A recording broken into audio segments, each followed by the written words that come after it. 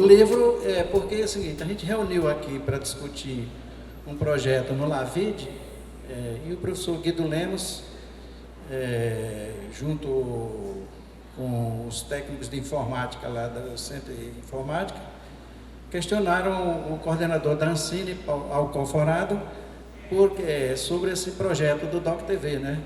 Que estava exatamente completando 20 anos, e não houve nenhuma efeméride. E eu gostaria depois de discutir, se tiver alguém interessado, sobre essa coisa dos números redondos, né? Porque as pessoas adoram efemérides de números redondos.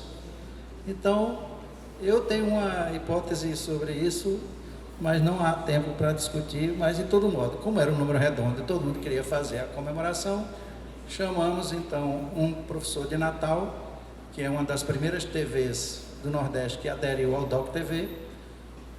Chamamos a professora Sheila, que é a professora de documentário neste semestre de cinema, e o professor Vitor, e eu, que fui o contemplado na primeira edição e depois passei a administrar o projeto. Então, é um trabalho de rememoração, um depoimento muito legal, tirado a partir de uma live com o Alcoforado e o Pola. E o papo, apesar de o nome ser a Revolução do Documentário na TV brasileira, ele se expandiu para o DocTV Iberoamérica, que é um dos poucos que teve uma repercussão muito forte, principalmente pela participação de Portugal, e depois o DocTV CPLP, pela engenharia jurídica que foi conjugar regimes jurídicos de direito de propriedade de diversos países, de diversos sistemas de modos de economia planificada junto e um sistema jurídico muito complicado. Então, ter esses depoimentos num ato de rememoração pelo Alcoforado, né, foi muito legal. E uma coisa que foi lembrada aqui é que, felizmente, né, o primeiro tema aqui da Paraíba foi um personagem chamado Péricles Leal, que eu realizei, e ele era um pioneiro, né, muito amigo também desse pessoal dessa primeira leva. Consegui rodar em 9 cidades e consegui também colocar em evidência a memória dele com Lima Duarte, que, aliás, é o único vivo do dia que foi inaugurada a TV Tupi no Brasil. Os outros todos faleceram. Foi minha tese de doutorado que fiz na França.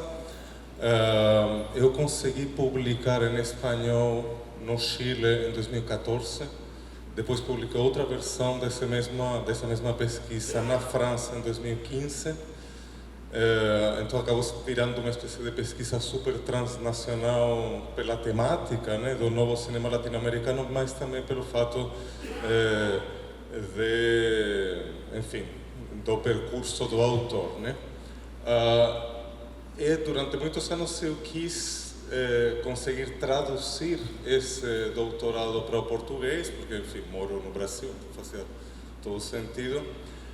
E acabei conseguindo fazer isso esse ano, né, em 2025, através da Papyrus. Só que minha ideia não foi fazer uma simples tradução do livro que publiquei em espanhol em 2014, mas fazer uma espécie de Frankenstein entre o livro chileno e o livro francês,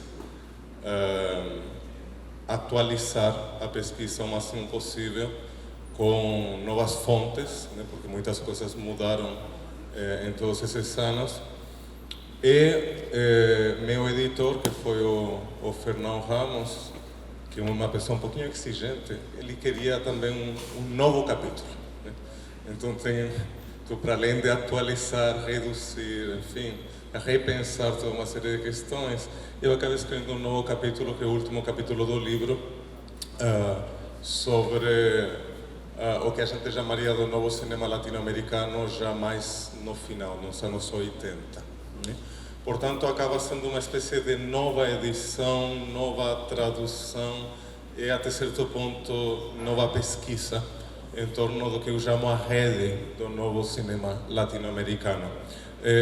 Eu fiz questão de inserir no título do livro, no subtítulo do livro, a ideia de rede de descolonização cultural, porque muitas vezes quando a gente se aproxima do conceito de novo cinema latino-americano para pensar nas tentativas de descolonização cultural através do cinema dos anos 60 e 70 na América Latina, a gente acaba falando em movimento, né? Eu sou um pouco contra essa noção de movimento, porque acho que a ideia de um movimento latino-americano ou latino-americanista é muito redutor da complexidade dos nossos cinemas. Eu prefiro pensar, né, na ideia de uma rede de cineastas revolucionários que estavam pensando de maneira transnacional os vínculos entre os cinemas latino-americanos. Acho que é mais enriquecedor, acho que permite trabalhar melhor com a complexidade desse período histórico fascinante, de pensar em rede e não em movimento. E um pouco o meu convite nesse livro é precisamente pensar esses cinemas tentando fugir tanto de uma essencialização de um latino-americanismo um pouquinho raso, como também tentar fugir um pouco de um pensamento unicamente nacional para tentar entender o que foram as tentativas de renovação cinematográfica dos anos 60 e 70 nos nossos países. Enfim, isso.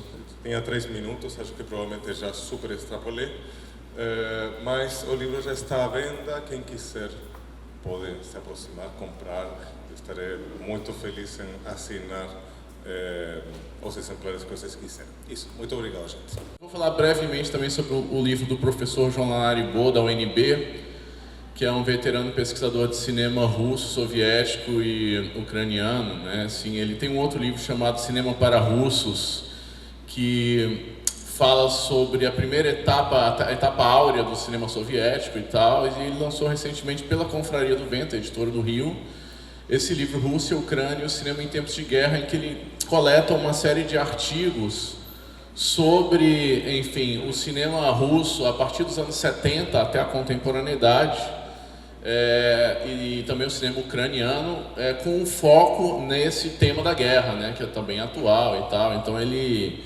tenta costurar ali algumas ideias sobre guerra e o histórico, uma linha do tempo do cinema soviético e depois do cinema russo e atualmente o cinema ucraniano, os cineastas, reação do público, recepção, produção, etc. Parece bem interessante e daqui a pouco eu volto para falar sobre o meu próprio livro. Obrigado. Eu sou professor do programa de pós-graduação em comunicação da Universidade Católica de Brasília. E esse livro, Limite, o Poema em Filme, é a minha contribuição aos estudos sobre limite e sobre o cinema silencioso brasileiro, que é meu tema de pesquisa há muitos anos. Essa relação do cinema silencioso com a poesia, né? Assim, o cinema silencioso e uma poética do cinema silencioso. E essa pesquisa sobre limite tem muito de teoria literária originalmente, porque eu venho da literatura originalmente, né? O meu mestrado foi em literatura ainda, e eu procuro trabalhar justamente teoria do cinema e teoria literária para tentar entender limite como uma espécie de poema cinematográfico, o que seria muito diferente de um poema literário, evidentemente, mas como é que você afirma isso, como se pode afirmar isso? É uma poesia no cinema, especialmente essa ideia de poema. Então eu vou trabalhar a imagem, o silêncio e a poesia como temas que são circundantes de uma análise mais profunda de limite, especialmente trabalhando a ideia de frequência poética da percepção, um saber poético que é inerente e que é assim, ao ser humano, à percepção humana. Então é um trabalho filosófico, um trabalho de fenomenologia, em cima da ideia de que a poesia ela se apregou à imagem de uma maneira diferente, a imagem fílmica de uma maneira diferente, como ela trabalha com as palavras num poema literário, vamos dizer assim. E limite acaba sendo meu estudo de caso, eu tento aprofundar nessas questões, né, para tentar fazer uma conexão entre estudos de literatura e estudos de cinema a partir desse filme tão emblemático, né, do cinema brasileiro. Então, eu convido vocês aí também os 2 livros vão estar à venda ali fora também, se estiverem interessados. Vai ser um prazer conversar depois. Esse livro é fruto de um trabalho de longa duração dentro do CPDOC, da Fundação Getúlio Vargas, um trabalho que é feito em equipe por diferentes pesquisadoras, eu, a Barbel Griner, a Adelina Cruz, mas também com a cooperação dos alunos, dos orientandos. A gente vem entrevistando documentaristas brasileiros desde 2012. É um banco de história oral, onde as entrevistas estão disponibilizadas na íntegra, para quem tem interesse de assistir, no seu formato de transcrição e em vídeo, e que tem esse nome, Memória do Cinema Documentário Brasileiro. Para esse livro, a gente fez um recorte. Tá estranho, não? Tá com retorno, não? Tô falando? Tá funcionando? A gente fez um recorte, selecionou 9 documentaristas, e fez um recorte temporal, trabalhou com os depoimentos que dão testemunha da produção cinematográfica entre 64 e 85. As entrevistas de história oral, elas são entrevistas longas, de história de vida, então, na verdade, elas abarcam toda a trajetória daquele documentarista. O projeto atualmente conta com 40 horas de entrevista e a gente fez um trabalho de edição. Dentro do livro surgem alguns temas principais, né? Claro, como a resistência, o cineclubismo, a presença e a ausência das mulheres. E além das 9 entrevistas, a gente tem um artigo longo, assim, que vai refletir sobre a metodologia da história oral, como usar essa metodologia para fazer a memória de cinema, né? Os limites desse projeto, os desafios e como ele vem se transformando ao longo do tempo. Ele não é um projeto que tem uma data final, ele é um projeto em continuidade que vai se renovando à medida que também novos orientandos vão se aproximando, novos interesses e com isso diversificando, inclusive, o recorte original do projeto, que era ligado à noção do cinema novo. Isso tudo está discutido dentro do livro e é isso, tá? Para vender. Prazer. Esse livro, ele é o resultado da minha tese de doutorado ampliada. Eu passei um ano ampliando, buscando novos documentos, porque a proposta central é produzir um mapeamento das imagens produzidas no período da ditadura militar, um trabalho que eu comecei a fazer no doutorado e continuo fazendo até hoje. Eu acho que é um trabalho quase infinito, né? Eu acho que a gente está vendo aí essas imagens, elas adormecem, mas reaparecem à medida que a gente vai atrás delas, né? Essa é um pouco da premissa com a qual eu trabalho. E uma metodologia também que começo a colocar em prática aí, venho desenvolvendo nos últimos tempos, inclusive com Thaís, né, em parceria, de pensar a trajetória das imagens, né? Desde o contexto da produção, interrogar esse contexto, como essas imagens foram produzidas, o momento da tomada, a circulação dessas imagens, pensando não só por onde elas circularam, mas também as condições de preservação dessas imagens, em que condições sobreviveram, como sobreviveram, se desaparecem, reaparecem. E, por fim, a retomada das imagens em novos filmes e obras, né? Então, o livro é dividido em 3 capítulos. Eu começo com imagens produzidas por Eduardo Coutinho no pré-golpe. O segundo capítulo são as imagens de 68, das manifestações contra a ditadura. E, por fim, as imagens do exílio. O livro foi finalista do Prêmio Jabuti Acadêmico, fiquei muito feliz com isso. E eu não trouxe os exemplares para cá, infelizmente, porque eu tive um problema com a minha editora, enfim, a gente teve um problema. Mas o livro está à venda no site da editora Sagarana. Ele é fruto da minha tese também, de doutorado, publicado agora em 2025, também com revisão, enfim, atualização. É um livro que discute esse fenômeno de uma memória de segunda geração, uma memória intergeracional, né, como eu chamo aqui, ou seja, de descendentes de militantes contrários das ditaduras do Brasil, mas não só do Brasil, também pesquisei casos da Argentina, do Chile, sobretudo, do Uruguai, com enfoque no cinema documentário. Então, o cinema documentário produzido ou protagonizado por descendentes de militantes contrários às ditaduras,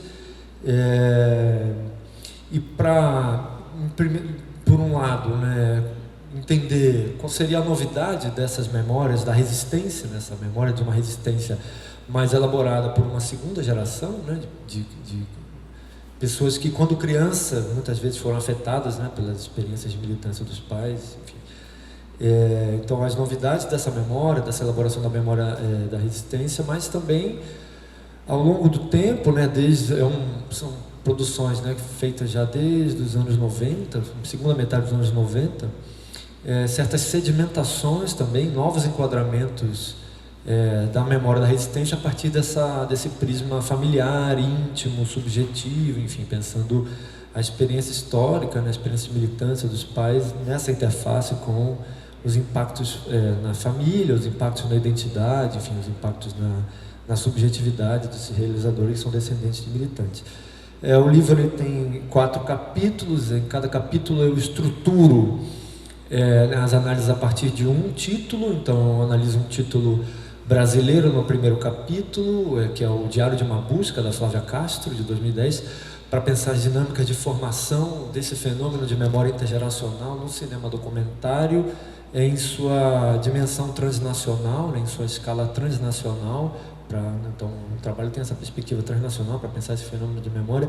No segundo capítulo, eu analiso o documentário da Albertina Carri, Los Rubios, Os Loiros, para pensar um debate conceitual sobre essa ideia de uma memória intergeracional ou uma pós-memória, segundo a formulação da Marianne Hirst, talvez mais célebre, para definir esse tipo de elaboração da memória. No capítulo 3º, eu analiso um documentário chileno, o Minha Vida com Carlos, do Hermann Berger Hertz, para pensar numa dinâmica mais estético-formal, o repertório estético-narrativo desse documentarismo, seja naquilo que tem de novidade, de subjetividade, de hesitação, enfim, de reflexividade, seja naquilo que diz respeito à sedimentação, à cristalização de certos códigos do cinema documental contemporâneo nessa filmografia. E um último capítulo em que eu analiso Os Dias com Ele, da Maria Clara Escobar, um filme brasileiro, para promover um debate sobre a questão da representação do trauma, enfim, em diálogo com um debate mais teórico sobre o irrepresentável, enfim, então uma reivindicação aqui do gesto analítico de pensar o que está representado nessa filmografia. Então, enfim, o livro, eu trouxe volumes, não está disponível na banquinha, estão comigo aqui, então quem tiver interesse, por gentileza, venha falar comigo e vocês vão entender por que ele não está na banquinha quando vierem falar comigo. É isso. Esse é um livro que é uma obra coletiva, organizada por 7 mulheres pesquisadoras e curadoras.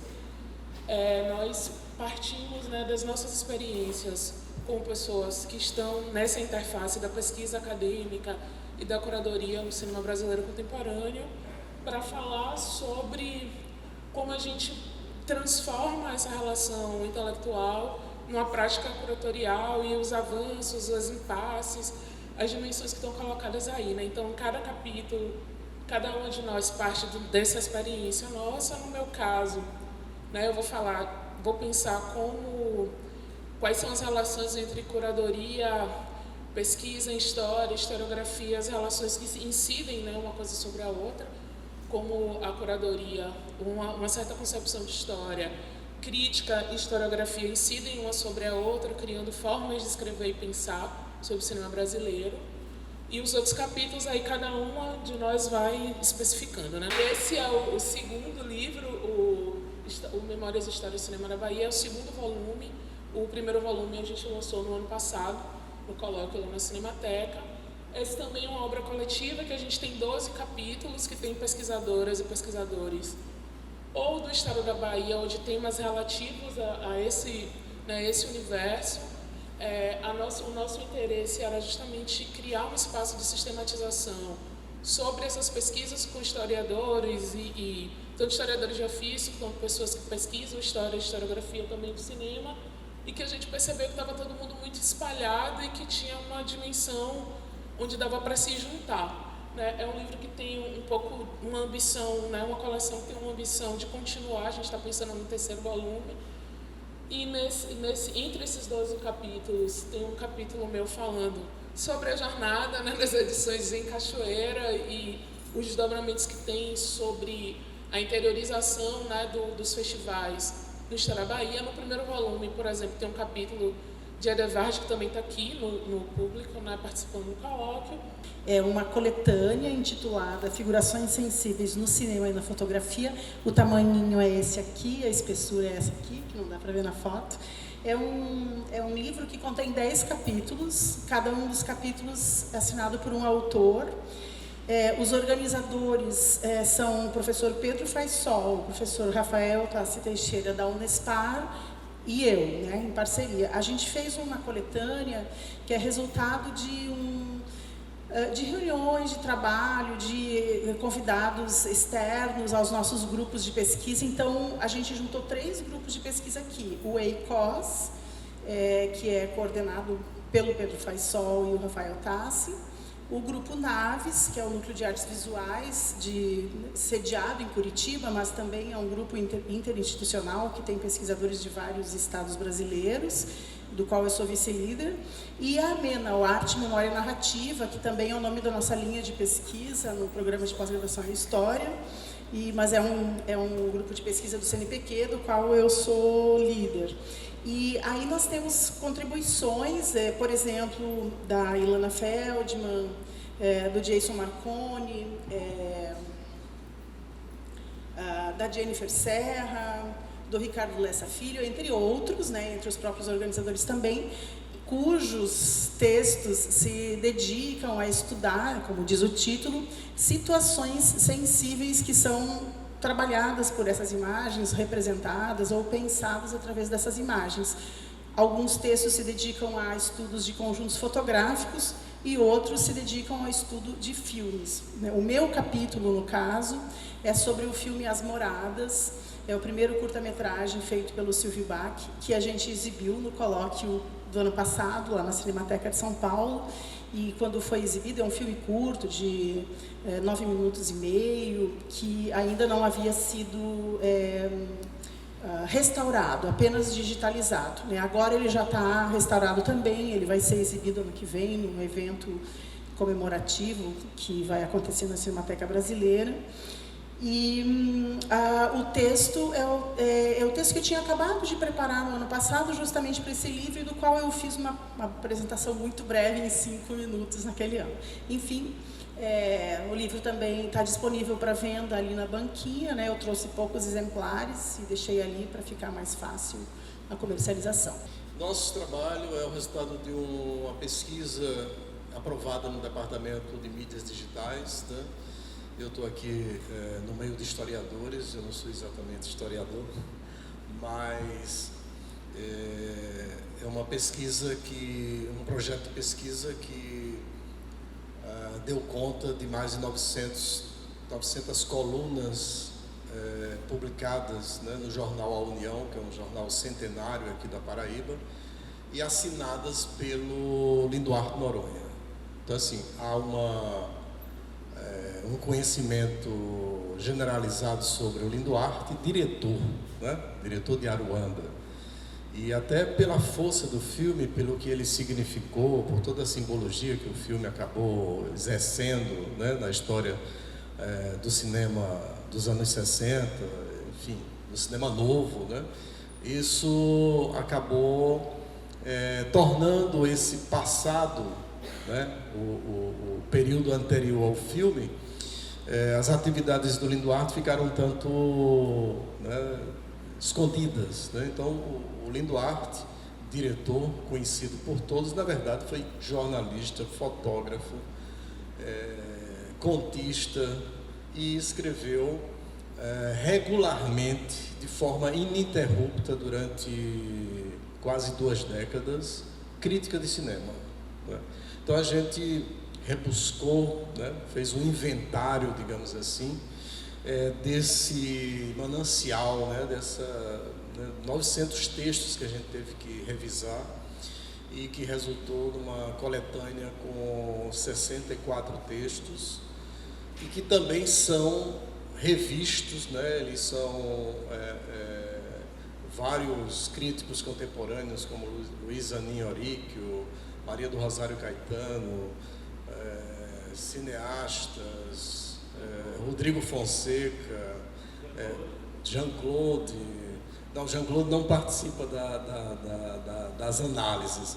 Então, além da coletânea, na verdade uma coletânea comentada, né, por esses críticos contemporâneos, cineastas também, que lançam um olhar sobre esse crítico. Afinal, quem foi Linduarte Noronha, o crítico, na década de 50? O que é que ele falava? Do que ele falava, né? Então, é muito interessante o livro, porque você começa a entender melhor, né, como o Linduart chegou a Aruanda.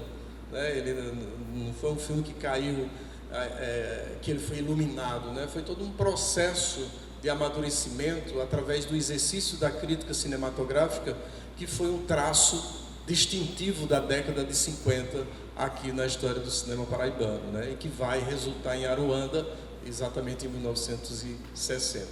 E tem também a professora Marília Franco, professora pesquisadora da ECA USP, entre outros nomes. Então, é uma contribuição, é um resgate que a gente, né, realizou e que traz muitas luzes, né, porque ele diz coisas lá de 70 anos atrás e continuam muito vivas, muito significativas e continua falando muito sobre o hoje, né, sobre a contemporaneidade. Eu sou Adilson, eu sou editor do livro, junto com o Lucas Murari, que, ao meu ver, é o principal cérebro no Brasil a pensar a teoria do cinema hoje. Então, é uma satisfação para mim ter sido convidado para participar dessa edição desse livro, que é muito especial, um livro escrito pela Nicole Brenez, né, que é foi colaboradora do Godard, especialmente nos últimos anos, né? Ela foi uma pesquisadora do filme Imagem e Palavra, e assim que o Godard faleceu, né, assim que ele teve a sua morte assistida, ela em 2 meses escreveu o livro. Então o livro tem assim essa reação à morte do grande cineasta.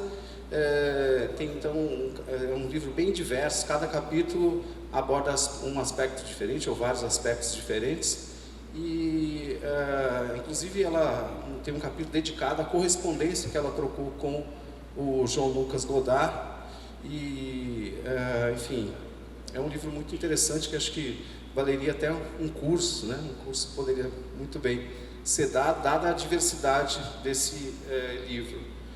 Não vou entrar numas aqui de falar do conteúdo dele, porque é bastante denso, levaria muito mais tempo do que eu tenho aqui hoje, mas queria destacar a vocês a capa, que é muito significativa, é um autorretrato, né, um gênero da pintura e da literatura que o Godard cada vez mais elaborou ao longo da sua carreira, e é um autorretrato muito contemporâneo, né? Mas que, enfim, é uma fotografia, e sobre essa fotografia há traços, né? Lembrando uma estética meio tridimensional, coisa que o próprio Godard, né, trabalhou bastante nos seus últimos filmes. Mas uma coisa que me chama a atenção é justamente o cabelo dele, como esse cabelo possui as cores da bandeira da Palestina, né? O Godard sempre se debruçou sobre a Palestina, pelo menos desde os anos 60, 1967, 70, quando ele fez um filme muito importante que é o Aqui e Acolá. É um filme que reflete sobre essa questão, né? A Palestina como uma espécie de Vietnã, um novo Vietnã, né? Um pequeno país subdesenvolvido que vence um país imperialista. Isso em 1967, né? Quando, enfim, a Palestina venceu uma batalha muito específica. Mas, enfim, estou falando isso só para mencionar a Palestina, né? Sempre, e falar que essa é uma reflexão constante na obra do Godard, né? Desde os anos 60, todos os filmes mencionam essa situação histórica da Palestina que permanece. Bom, o livro foi lançado pela editora Desconcertos, é uma editora minúscula, foi uma ideia de ser fiel ao autor, né? Então não dá o livro para uma grande editora, e isso é muito interessante, isso dá liberdade para a edição, né? O trato com o editor é muito mais simples, porém é uma editora muito pequena que não fez uma grande tiragem. Então para hoje aqui eu só trouxe 3 exemplares, estão aqui comigo, quem quiser se interessar, mas enfim, se esses 3 forem vendidos, e quem se interessar por mais, vale a pena comprar na editora, ou no site da editora, né, a editora Desconcertos,